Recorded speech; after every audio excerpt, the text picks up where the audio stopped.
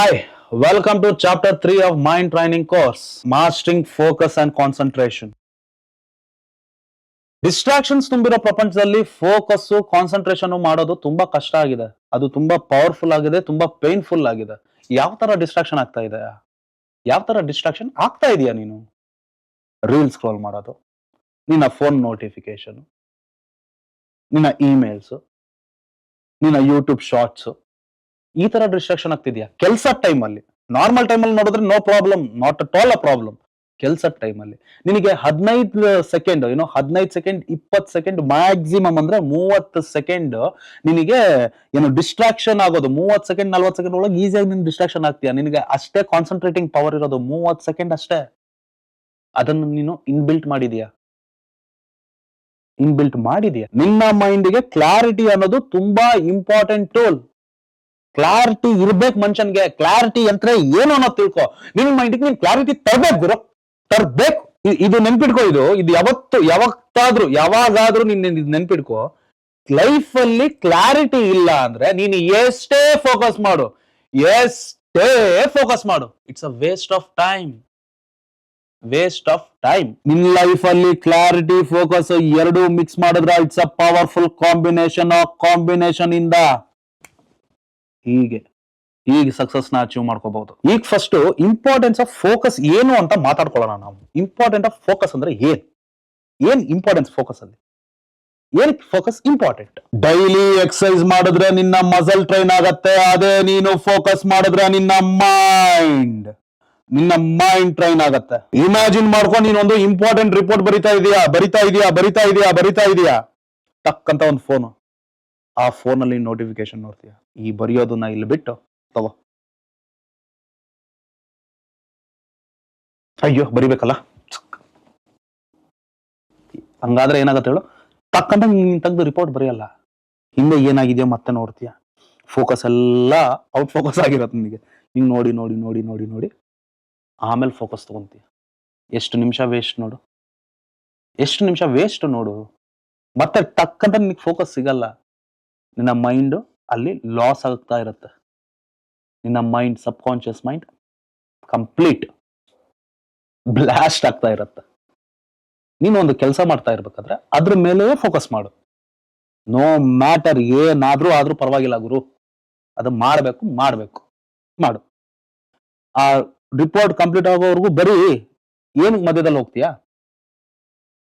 ಏನಕ್ಕೆ? ನನಗೆ ಕ್ವಶನ್ ಹುಟ್ಕೊಳ್ಳೋದೇ ಅದರಲ್ಲಿ. ಏನಕ್ಕೆ? ವೈ? ಈ ರಿಸರ್ಚ್ ಹೇಳಿರೋ ಪ್ರಕಾರ ಒಬ್ಬ ಆವರೇಜ್ ಮನುಷ್ಯನ್ಗೆ 23ರಿಂದ 25 ನಿಮಿಷದವರೆಗೂ ಒಂದು ವಿಷಯದಲ್ಲಿ ಫೋಕಸ್ ಮಾಡಬಹುದು. ಆಮೇಲೆ ಡಿಸ್ಟ್ರಾಕ್ಷನ್ ಆಗ್ತಾರೆ. ಅದು ಮನುಷ್ಯ ಅಂದ್ಮೇಲೆ ಆಗ್ಬೇಕು. 23ರಿಂದ 25 ನಿಮಿಷ ಕರೆಕ್ಟ್ ಕಂಪ್ಲೀಟ್ ಫೋಕಸ್ ಕೊಡಬಹುದು. ನೀನ್ 23ರಿಂದ 25 ನಿಮಿಷ ಅಲ್ಲ, ಬರೀ 1 ನಿಮಿಷಕ್ಕೆ ನೀನ್ ಫೋಕಸ್ ಕಳ್ಕೊಂತಾ ಇದೀಯಾ. ಆ ತರ ಜನರೇಷನ್ ಅಲ್ಲಿ ಬದುಕ್ತಾ ಇದೀವಿ ನಾವು. ಆ ತರ ಜನರೇಷನ್ ಅಲ್ಲಿ ಬದುಕೋದಲ್ಲ ಗುರು, ಆ ತರ ಜನರೇಷನ್ ನೀನ್ ಅಡಾಪ್ಟ್ ಮಾಡ್ಕೊಂಡಿದ್ಯಾ. ರೀಲ್ಸ್ ನೋಡೋದು, ಶಾರ್ಟ್ಸ್ ನೋಡೋದು, ನಿನ್ನ ಅಟೆನ್ಷನ್ ಸ್ಪ್ಯಾನ್ ಕಮ್ಮಿ ಮಾಡ್ಕೊಂಡಿದ್ಯಾ ನೀನು. ನಿನ್ನ ಅಟೆನ್ಷನ್ ಸ್ಪ್ಯಾನ್ ನೀನು ಕಮ್ಮಿ ಮಾಡ್ಕೊಂಡಿದ್ಯಾ. ಟೆನ್ಷನ್ ತಗೋಬೇಡ. ಏನು ಟೆನ್ಷನ್ ತಗೊಳ್ಳೋದು ಏನು ಅವಶ್ಯಕತೆ ಇಲ್ಲ. ಈ ಫೋಕಸ್ ನ ಹೇಗೆ ಇನ್ಕ್ರೀಸ್ ಮಾಡೋದಂತ ನಾನು ಇದೀನಿ ತಾನೆ. ನಾನು ಏನಕ್ಕಿದ್ದೀನಿ? ನಿನಗೋಸ್ಕರನೇ ತಾನೆ ಇರೋದು.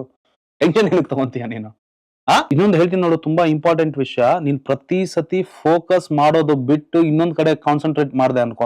ಒಂದ್ ಕಡೆ ಕಾನ್ಸಂಟ್ರೇಟ್ ಮಾಡ್ತಾ ಇರ್ತೀನಿ, ಫೋಕಸ್ ಮಾಡ್ತಾ ಇರ್ತೀಯ. ಅದು ಬಿಟ್ಟೆ ಅನ್ಕೋ, ನಿನ್ನ ಮೈಂಡ್ ಮೆಂಟಲ್ ಫ್ರಾಗ್ಮೆಂಟೇಶನ್ಗೆ ಹೋಗತ್ತೆ. ಅಲ್ಲ ಅಂದ್ರೆ ಸಿಂಪಲ್ ಆಗಿ ಹೇಳ್ತೀನಿ ನೋಡು, ನಿನ್ನ ಮೈಂಡ್ ಅನ್ನೋದು ನಿನ್ನ ಮೈಂಡ್ ಏನಂದ್ರೆ ಜಂಪಿಂಗ್ ಬಿಟ್ವೀನ್ ದ ಟಾಸ್ಕ್. ಅಲ್ಲಿಂದ ಇಲ್ಲಿಗೆ ಜಂಪ್ ಆಗತ್ತೆ. ಓಕೆ, ಇಲ್ಲಿಂದ ಮತ್ತೆ ಇಲ್ಲಿಗೆ, ಇಲ್ಲಿಂದ ಇಲ್ಲಿ ಮತ್ತೆಗೆ. ಆಗ ನಿನ್ನ ಪ್ರೊಡಕ್ಟಿವಿಟಿ ಹಾಳಾಗತ್ತೆ. ಇನ್ನೊಂದು ಗುಡ್ ನ್ಯೂಸ್ ಏನ್ ಗೊತ್ತಾ? Focus is A skill that can be trained. ಹೇಗೆ ಟ್ರೈನ್ ಮಾಡೋದು? ಅದಕ್ಕೊಂದು ಕೆಲವೊಂದು ಟೆಕ್ನಿಕ್ಸ್ ಗಳಿದಾವೆ. ಟೆಕ್ನಿಕ್ಸ್ ಏನು ಅಂತ ನಿನಗೆ ಮುಂದೆ ಹೋಗ್ತಾ ನಾನು ಹೇಳ್ತಾ ಇರ್ತೀನಿ. ಮೊದಲನೇ ಟೆಕ್ನಿಕ್ ಏನಂದ್ರೆ ಪೊಮೊಡೊರೊ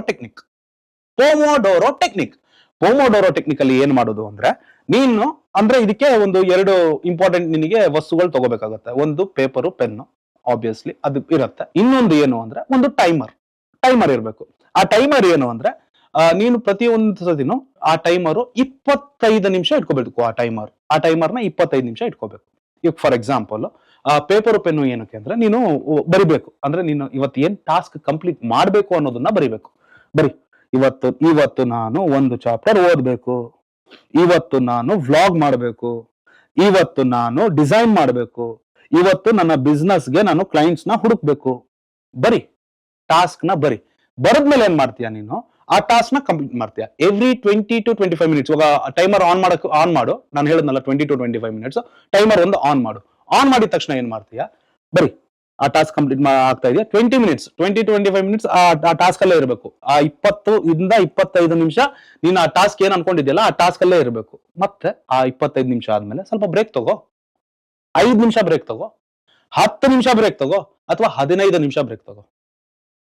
ಮತ್ತೆ ಅದಕ್ಕಿಂತ ಜಾಸ್ತಿ ತಗೋಬಾರ್ದು.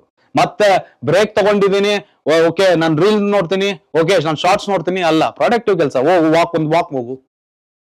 ಮನೇಲಿ ಕೂತಿದ್ರೆ ಅಥವಾ ಆಫೀಸಲ್ಲಿ ಕೂತಿದ್ರೆ ಅಥವಾ ಎಲ್ಲಾದ್ರೂ ಕೂತಿದ್ರೆ ಅಲ್ಲೇ ಒಂದು ವಾಕ್, ಒಂದು 2 minutes ವಾಕ್, 3 minutes ವಾಕ್, ಸುಮ್ಮನೆ ವಾಕ್. ಅಟ್ಲೀಸ್ಟ್ ಕ್ಯಾಲರೀಸ್ ಬರ್ನ್ ಆಗುತ್ತೆ. ಅಥವಾ ಒಂದು ಪೇಪರ್, ಒಂದು ನಿನಗೆ ಇಷ್ಟವಾಗಿದ್ದ ಬುಕ್ಸ್ ಓದು, ಅಥವಾ ನೀನ್ ಏನಾಗ್ಬೇಕು ಅನ್ಕೊಂಡಿದ್ಯಲ್ಲ ಆ ವಿಡಿಯೋಸ್ ನೋಡು. ನನ್ ವಿಡಿಯೋ ನೋಡು, ಯೂಟ್ಯೂಬ್ ಅಲ್ಲಿ ಇನ್ಸ್ಟಾಗ್ರಾಮ್ ಅಲ್ಲಿ ಹೆಂಗು ವಿಡಿಯೋ ಮಾಡ್ತೀನಿ ಅದನ್ನ ನೋಡು. ಅಟ್ಲೀಸ್ಟ್ ನಿನ್ಗೆ ಪ್ರೊಡಕ್ಟಿವ್ ವರ್ಕ್ ಸಿಗತ್ತೆ. ಈಗ ಏನ್ ಮಾಡ್ತೀಯಾ, ಆ 20 to 25 ನಿಮಿಷ ಆಗತ್ ನೋಡು. ಆ 20 to 25 ನಿಮಿಷ ಆದ್ಮೇಲೆ ನೀನು 5 ನಿಮಿಷನೋ 10 ನಿಮಿಷನೋ 15 ನಿಮಿಷನೋ ಬ್ರೇಕ್ ತಗೊಂತಿದ್ಯಾ. ಬಟ್ 15 ನಿಮಿಷಕ್ಕಿಂತ ಜಾಸ್ತಿ ಇರಬಾರ್ದು. ನಾನ್ ಸಜೆಸ್ಟ್ ಮಾಡೋದು ಮ್ಯಾಕ್ಸಿಮಮ್ ಅಂದ್ರೆ 10 ನಿಮಿಷ. ನಾನ್ ಸಜೆಸ್ಟ್ ಮಾಡೋದೇ ಅದು. ಮ್ಯಾಕ್ಸಿಮಮ್ ಅಂದ್ರೆ ಮ್ಯಾಕ್ಸಿಮಮ್ 10 ನಿಮಿಷ. 10 ನಿಮಿಷ ನೀನ್ ಬ್ರೇಕ್ ತಗೊಂತೀಯಲ್ಲ, ಆ ಬ್ರೇಕ್ ತಗೊಂಡ್ಮೇಲೆ ಮತ್ತೆ 20 to 25 ನಿಮಿಷ ಮತ್ತೆ ನೀನೇನ್ ಟಾಸ್ಕ್ ಇನ್ನು ಕಂಪ್ಲೀಟ್ ಆಗಿರಲ್ವಲ್ಲ ಮಾಡು. ಮತ್ತೆ ಅದ್ ಟಾಸ್ಕ್ ಮಾಡ್ಬೇಕು ನೀನು. ಎಲ್ಲಿವರೆಗೂ ಮಾಡ್ಬೇಕು ಅಂದ್ರೆ ಟಾಸ್ಕ್ ಕಂಪ್ಲೀಟ್ ಆಗೋವರೆಗೂ ಆ ಟಾಸ್ಕ್ ನೀನು ಮಾಡ್ಲೇಬೇಕು. ಆಮೇಲೆ ಬಿಟ್ಬಿಡು. ನೋಡು, ನಿನ್ ಕೈಯಲ್ಲಿ ಅಷ್ಟೊಂದು ಟಾಸ್ಕ್ ಆಗಲ್ವಾ, ಒಂದೇ ಟಾಸ್ಕ್ ಬರಿ. ಬಟ್ ಅವತ್ತಿನ ದಿನಕ್ಕೆ ನೀನು ಆ ಟಾಸ್ಕ್ ಕಂಪ್ಲೀಟ್ ಮಾಡ್ಲೇಬೇಕು. 50 ಟಾಸ್ಕ್ ಸುಮ್ಮನೆ ಬರೆಯೋದು ಮಾಡ್ತೀನಿ ಅಲ್ಲ, ಅದೆಲ್ಲ ಆಗಲ್ಲ. 1-2 ಫಸ್ಟ್ ಸ್ಟಾರ್ಟಿಂದ 1ರಿಂದ ಸ್ಟಾರ್ಟ್ ಮಾಡು. 1 ಚಾಪ್ಟರ್ ಓದ್ಬೇಕು, ಓದ್ತೀನಿ ಗುರು, ಓದ್ತೀನಿ. 2 ಚಾಪ್ಟರ್ ಓದ್ಬೇಕು, ಓದ್ತೀನಿ. ಬಿಸ್ನೆಸ್ ಮಾಡ್ಬೇಕು, ಮಾಡ್ತೀನಿ. ಕ್ಲೈಂಟ್ಸ್ ಹುಡುಕ್ತೀನಿ. ಈ ತರ ಮಾಡ್ಕೋ. ನೋಡು, ನಿನ್ಗೆ 1-2 ದಿನ ತುಂಬಾ ಕಷ್ಟ ಆಗತ್ತೆ. ಏನ್ ಗುರು ಇದು 22 ನಿಮಿಷ, ಏನ್ ಗುರು ಇದು ಅಂತ ನಿನ್ಗೆ ತುಂಬಾ ಕಷ್ಟ ಆಗತ್ತೆ. ಬಟ್ ಮಾರ್ಕ್ ಮೈ ವರ್ಡ್ಸ್, ನಿನಗೆ ಗೊತ್ತಿಲ್ಲದೆ ನೀನು 100% ಹೇಳ್ತಾ ಇದ್ದೀನಿ, ತುಂಬಾ ಚೇಂಜ್ ಆಗ್ತೀಯ. ನಿನ್ನ ಫೋಕಸ್ ಯಾವ ತರ ಬರುತ್ತೆ ಅಂದ್ರೆ, ನಾನು ಟ್ರೈ ಮಾಡಿದ್ದೀನಿ ಖುದ್ದಾಗಿ. ನಾನು ಇದನ್ನ ಈಗಲೂ ಟ್ರೈ ಮಾಡ್ತೀನಿ. ಈ ಪೋಮೋಡೋರೋ ಟೆಕ್ನಿಕ್ ನಾನು 100% ಪ್ರತಿದಿನ ನನ್ನ ಡೈಲಿ ಲೈಫ್ ಅಲ್ಲಿ, ನನ್ನ ಟಾಸ್ಕ್ ಅಲ್ಲಿ ನಾನು 100% ಅಪ್ಲೈ ಮಾಡ್ತೀನಿ.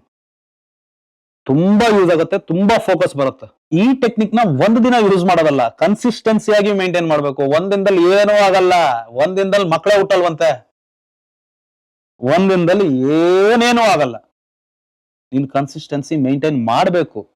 ಕನ್ಸಿಸ್ಟೆನ್ಸಿ ಮೇಂಟೈನ್ ಮಾಡಿದ್ರೆ ಮಾತ್ರ ನಿನಗೆ ಫೋಕಸ್ ಆಬ್ವಿಯಸ್ಲಿ ಬರುತ್ತೆ. ಇದನ್ನ ನೀನ್ ಕನ್ಸಿಸ್ಟೆನ್ಸಿ ಮೇಂಟೈನ್ ಮಾಡು, ಈ ಟೆಕ್ನಿಕ್ ನ ನೀನ್ ಯೂಸ್ ಮಾಡು, ಆಬ್ವಿಯಸ್ಲಿ ಫೋಕಸ್ ಬರುತ್ತೆ. ನನ್ನ ಮಾತು ಕೇಳು, ಆಬ್ವಿಯಸ್ಲಿ ನಿನಗೆ 100% ಫೋಕಸ್ ಬರುತ್ತೆ. ಹೌದು, ನೀನು ಫೋಕಸ್ ಮಾಡೋ ಟೈಮ್ ಅಲ್ಲಿ ಏನಂದ್ರೆ ಇಂಟರ್ನಲ್ ಡಿಸ್ಟ್ರಾಕ್ಷನ್ಸ್ ಬರುತ್ತೆ. ಅಂದ್ರೆ ಏನೋ ಮಾಡ್ತಿರ್ತೀಯ, ಓವರ್ ಥಿಂಕಿಂಗ್ ಏನೋ ಒಂದ್ ಮನ್ಸಲ್ಲಿ ಬರುತ್ತೆ. ಮನುಷ್ಯ ಅಲ್ವಾ ನೀನು, ಆಬ್ವಿಯಸ್ಲಿ ಬರುತ್ತೆ. ಅವಾಗ ಏನ್ ಮಾಡ್ತೀಯ ಗೊತ್ತಾ, ಟೇಕ್ ಅ ಡೀಪ್ ಬ್ರೀತ್ ಮಾಡು. ಡೀಪ್ ಬ್ರೀತ್ ತಗೋ. 5 4 3 2 1 ಕೌಂಟ್ ಮಾಡು. ರಿಲ್ಯಾಕ್ಸ್ ಆಗು.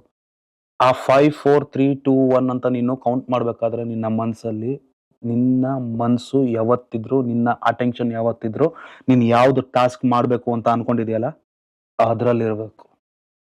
ಎಸ್, ಅದ್ರಲ್ಲಿ ಇರ್ಬೇಕು. ನೋಡು, ಎಷ್ಟೇ ಫೋಕಸ್ ಇದ್ರು ಮನುಷ್ಯನ್ಗೆ ಕ್ಲಾರಿಟಿ ಅನ್ನೋದು ತುಂಬಾ ಇಂಪಾರ್ಟೆಂಟ್ ಆಗುತ್ತೆ. ಮೊದಲೇ ಹೇಳಿದ್ದೆ ನಾನು ನಿನಗೆ, ಕ್ಲಾರಿಟಿ ಫೋಕಸ್ ಎರಡು ಸೇರ್ಸಿದ್ರೇನೆ ಒಂದು ಪವರ್ಫುಲ್ ಕಾಂಬಿನೇಷನ್ ಅಂತ.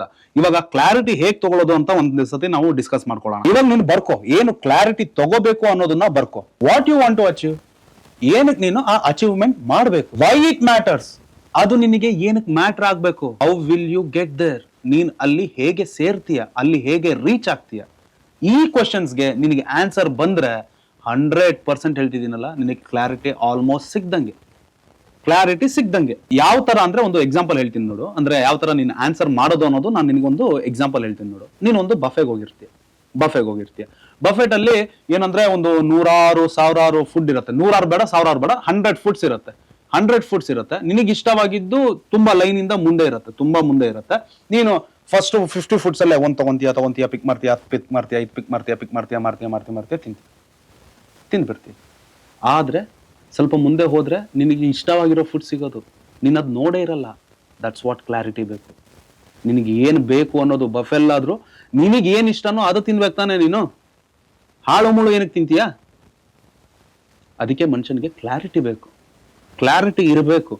ಕ್ಲಾರಿಟಿ ಮತ್ತೆ ಫೋಕಸ್ ಕಾಂಬಿನೇಷನ್ ಸೇರಿದ್ರೆ, ಮತ್ತೆ ಮತ್ತೆ ಹೇಳ್ತಾ ಇದ್ದೀನಿ, ಕ್ಲಾರಿಟಿ ಮತ್ತೆ ಫೋಕಸ್ ಕಾಂಬಿನೇಷನ್ ಸೇರಿದ್ರೆ you will reach success easily. Easily you can reach the success.